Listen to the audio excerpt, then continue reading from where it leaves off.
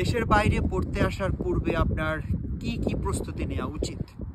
ধরেন আপনি দেশের বাইরে মাস্টার্স করতে আসবেন, সেক্ষেত্রে আপনার ব্যাচেলর চলা অবস্থায় আপনি কোন কোন জিনিসগুলো রেডি করা উচিত, এই তথ্যটা আপনাদের সবারই জানা দরকার। তাহলে আপনি মোটামুটি আর ওই যে কনসালটেন্টকে গিয়ে আপনার 8-10 লাখ টাকা দিতে হবে না। দেখুন, আপনি যখন দেশের বাইরে আসবেন সেখানে আপনার প্রথমত হলো আপনি যদি কোনো সফট স্কিলস শিখে আসতে পারেন। ধরেন আপনি পড়েন, লতে পড়েন, অথবা আপনি সোশ্যাল সায়েন্সের কোনো একটা সাবজেক্ট, যেমন হতে পারে ইকোনমিক্স, হতে পারে ম্যাথ, হতে পারে ফিজিক্স, হতে পারে কেমিস্ট্রি, হতে পারে অথবা কোনো আইটি লাইনের কোনো একটা, মানে আপনি যেই ফ্যাকাল্টির যেই ব্রাঞ্চে যেই সাবজেক্টেই পড়েন না কেন, আপনার পড়ালেখার পাশাপাশি যেহেতু বাংলাদেশে ব্যাচেলর 4 ইয়ার্স, আপনি 4 ইয়ার্সের ভিতরে যদি আপনি ইন্টারমিডিয়েটের পরপরই আপনি যখন ইউনিভার্সিটিতে ভর্তি হলেন, আপনি ওই সময়ে যদি আপনি এমন করেন যে আমি যে কোনো একটা আইটি বেসড আমি একটা কোর্স করলাম, সেটা হতে পারে ফ্রিল্যান্সিংয়ের উপর, ওয়েব ডেভেলপমেন্ট হতে পারে, ডাটা অ্যানালিস্ট হতে পারে, সফটওয়্যার ডেভেলপমেন্ট হতে পারে, অথবা আপনার গ্রাফিক্স হতে পারে, ফটোশপ হতে পারে, অ্যানিমেশন হতে পারে, যে কোনো একটা বর্তমানে সবচেয়ে ডিম্যান্ডিং যে সকল সাইটসগুলো আছে এগুলোর যে কোনো একটার উপর আপনি যদি অনার্স ফার্স্ট ইয়ারে একটা কোর্স করে কাজটা শিখে ফেলতে পারেন, তাহলে দেখুন আপনার হাতে 3 ইয়ার্স আছে। আপনি যদি ওই সফট স্কিলটার উপর 3 ইয়ার্স আপনি ওয়ার্ক করেন, তাহলে আপনার লিঙ্কডইন প্রোফাইল বলেন, গিটহাবে বলেন, আপনার কিন্তু অনেকগুলি প্রজেক্টস দাঁড়িয়ে যাবে, অনেকগুলি প্রজেক্টস হবে, পাশাপাশি ইন্টারন্যাশনালি অনেকগুলি কোম্পানিজের সাথে আপনার পরিচয় হবে, ভালো একটা নেটওয়ার্কিং হবে। এটা আপনাকে কী সুবিধা দেবে?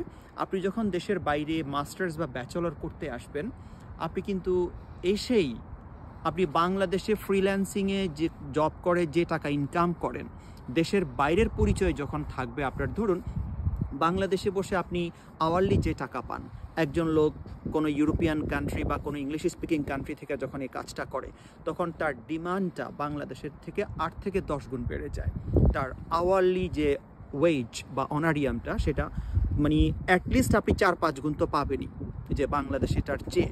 তাহলে চিন্তা করেন, আপনি আপনার ধরুন বাংলাদেশে থাকা অবস্থায় আপনি বর্তমানে ডিম্যান্ডিং একটা স্কিলের উপর স্কিল্ড হয়ে গেলেন, পাশাপাশি আপনার একটা বিশাল নেটওয়ার্ক তৈরি হলো, পাশাপাশি আপনি ফিনান্সিয়াল ভালো একটা সাপোর্ট নিতে পারবেন। আপনার যখন এসব কাজের উপর আপনি দক্ষ হয়ে যাবেন, আপনি কিন্তু পৃথিবীর যে কোনো জায়গায় গিয়ে আপনি ঘরে বসে এই কাজগুলি করতে পারবেন। তাহলে আপনার মাস্টার্স করাকালীন বা ব্যাচেলর করাকালীন আপনার ধরুন ভার্সিটিতে যেতে হচ্ছে, আপনি পার্ট টাইম জব কোনো রেস্টুরেন্টে গিয়ে বা কোনো ক্লিনিং জব বা কোনো এই কাজগুলি করা অনেক কষ্টকর। এটা না করে আপনি আরামে পড়ালেখাও করলেন, ঘরে বসে আপনি ফ্রিল্যান্সিংটা করলেন, ঘরে রিমোট জব করলেন, তাহলে দেখুন আপনার কত সুবিধা। এর পাশাপাশি আমি বলবো, আপনারা মাস্টার্স চলাকালীন আপনি ব্যাচেলর করা অবস্থায় আপনার যদি ইন্টেনশন থাকে আপনি দেশের বাইরে যাবেন, আপনি ইংলিশের উপর অবশ্যই ভালো ফোকাস দেবেন।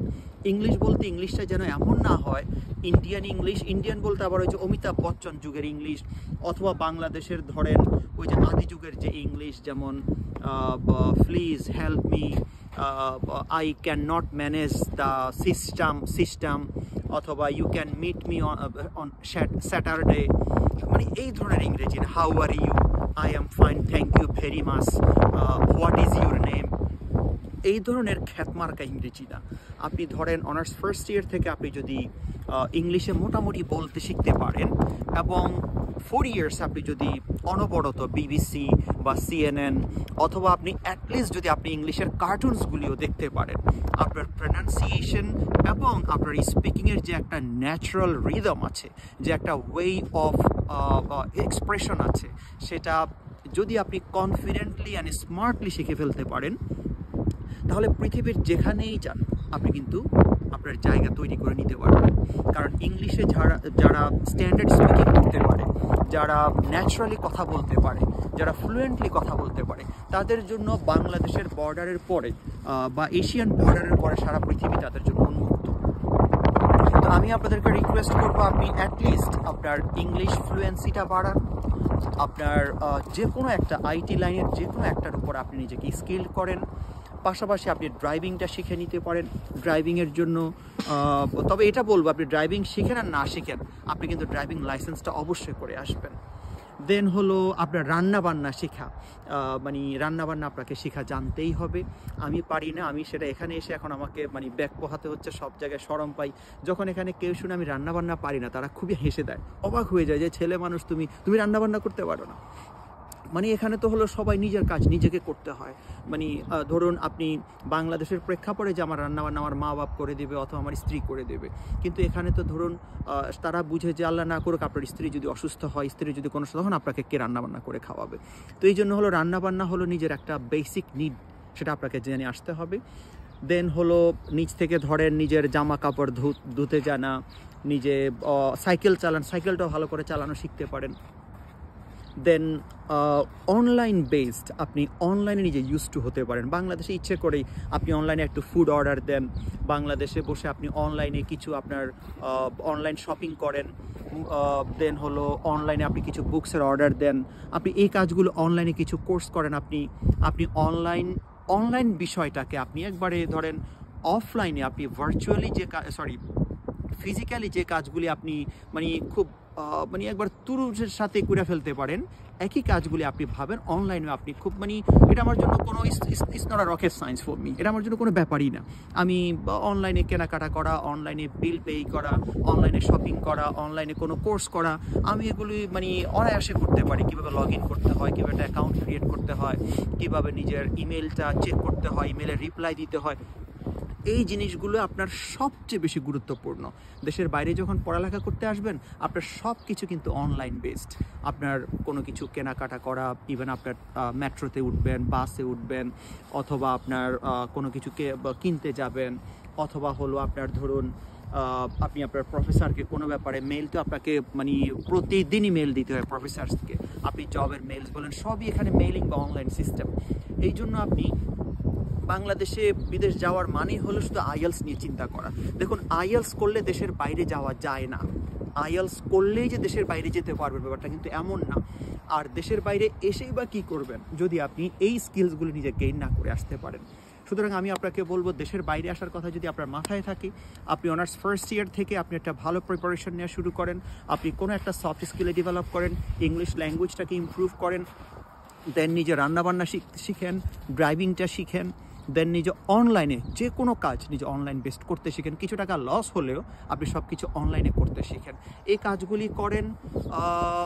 আর বলবো আরও একটা জিনিস হলো মানুষের সাথে খুব মানে পোলাইটলি কথা বলতে শেখা, এটা আমাদের মানুষগুলির ভিতরে নেই। তার জন্য আমি দুইটা কারণ, একটা হলো আমাদের মানুষগুলোর ল্যাঙ্গুয়েজ, যে কথা বলতে গেলে দেশের বাইরে যখন আসবেন তখন তো আমাদের বাংলাদেশে যে ইংরেজি চলে সেই ইংরেজিতে আপনি কথা বলতে গেলে শরম পান, তো শরম পাওয়াতে দেখা যায় একটু মুড নিয়ে থাকে, কথা বলতে চায় না, এটা হলো একটা সমস্যা। দ্বিতীয় সমস্যা হলো সে আদৌ কমিউনিকেট করতে পারে না। দুইটা, একজন হলো পারে কিন্তু তার ইংরেজির জন্য সে নিজে লজ্জিত, এই জন্য সে কমিউনিকেট করতে চায় না, নিজেকে গুটায় রাখে।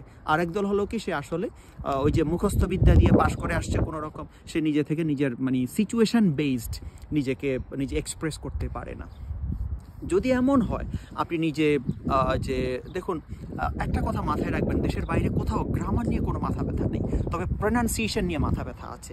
প্রনাউন্সিয়েশনটা যদি স্ট্যান্ডার্ড না হয় আপনার নিজের ইজ্জত আপনি নিজেই বুঝতে পারবেন। এখানে তো বাংলাদেশিরা বা ইন্ডিয়ানরা শুধু পড়ালেখা করে না, সারা পৃথিবীর মানুষ, তো তারা তো আর বাংলাদেশি বা ইন্ডিয়ান যে ইংরেজিটা ইউজ করে না। হ্যাঁ ইন্ডিয়ান তারা এখন যে ক্যাটরিনার যে ইংরেজি আছে বা ধরেন এখনকার যে লেটেস্ট হিরোজ আছে বা অ্যাক্ট্রেস আছে তাদের ইংরেজি তারা ইউজ করে, তো তাদের ইংরেজিটা যদি আপনি রপ্ত করতে পারেন দেন অফকোর্স আপনি এখানে যে কোনো জায়গায় নিজে একটা প্রেস্টিজিয়াস ওয়েতে নিজে থাকতে পারবেন।